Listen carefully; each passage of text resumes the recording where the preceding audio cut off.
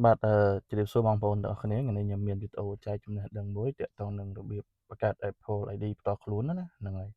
យើងមិនបាច់ប្រើ Apple ID ជាមួយគេផ្សេងទេអញ្ចឹងត្រង់ចំណុចនេះបងប្អូនបំពេញឈ្មោះទៅ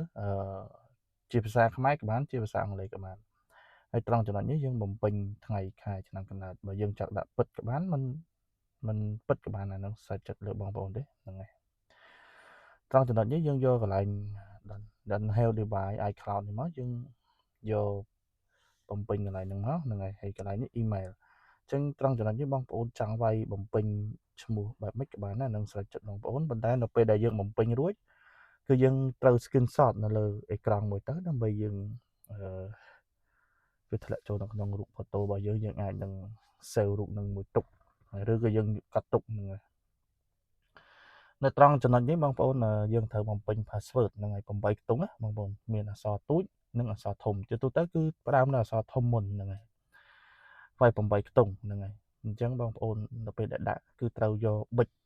ខ្ញុំមកកាត់ទុកផងគឺលោកយើងផ្លិចហ្នឹងហើយ8ខ្ទង់ហ្នឹងទាំងលើនិងទាំងខាងក្រោមហ្នឹងហើយ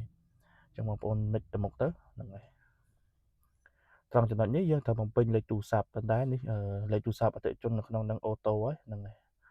អញ្ចឹងក្រុមហ៊ុន Apple នឹងផ្ញើសារជូនយើងហ្នឹងអញ្ចឹងយើងវាយបញ្ចូលមកបងប្អូនខ្ញុំចង់បញ្ជាក់បងប្អូនជាទូទៅបងប្អូនត្រូវកាត់ទាំង email ហើយនិង password ទុកហ្នឹងហើយយើងកាត់ក្នុង note ហ្នឹងហើយក្នុង note ឬក៏យើងកាត់ក្នុងសភៅទៅបើសិនជាអាចយើង note ក្នុងទូរស័ព្ទយើងផងហើយនិងក្នុងសភៅយើងខាងក្រៅមួយទៀតទៅជៀសវាងឲ្យក្រោយពេលបាត់ទៅយើងអាចមើលក្នុងសភៅយើងអញ្ចឹងណាហ្នឹងហើយពីព្រោះដោយសារ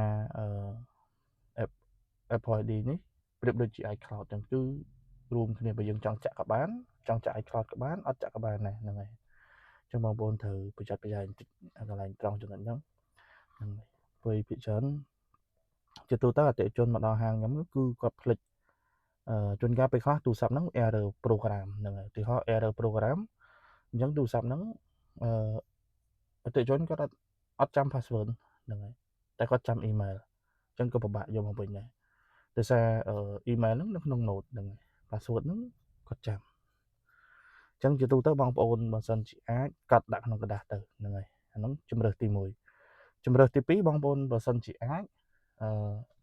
អ្នកដែលយើងស្គាល់យើងអាច message ផ្ញើនៅក្នុង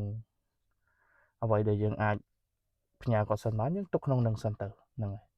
នៅពេលដែលទូរស័ព្ទយើង error program ឬក៏យើងបាត់ទូរស័ព្ទឬក៏អ្វីៗយើងអាចទៅ check មើលនៅក្នុងទូរស័ព្ទដៃរបស់យើងមិត្តភ័ក្តិរបស់យើងបានអញ្ចឹងណាហ្នឹងហើយអញ្ចឹងវីដេអូនេះខ្ញុំមានតែប៉ុណ្្នឹងឯងរាល់ពាក្យពេចន៍ដែលខ្ញុំបាននិយាយទៅមានការលើសឬក៏ខ្វះខាតចំណុចណា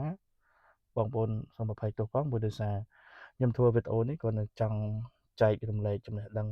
ដល់បងប្អូនដែលគាត់ចង់រៀនបង្កើត Apple ID ផ្ទាល់ខ្លួនណាហ្នឹងហើយកុំឲ្យប្រើ Apple ID ជាមួយគេហ្នឹងហើយអញ្ចឹងវីដេអូនេះមានតែប៉ុណ្្នឹងឯងសូមអរគុណច្រើនសូមជម្រាបលា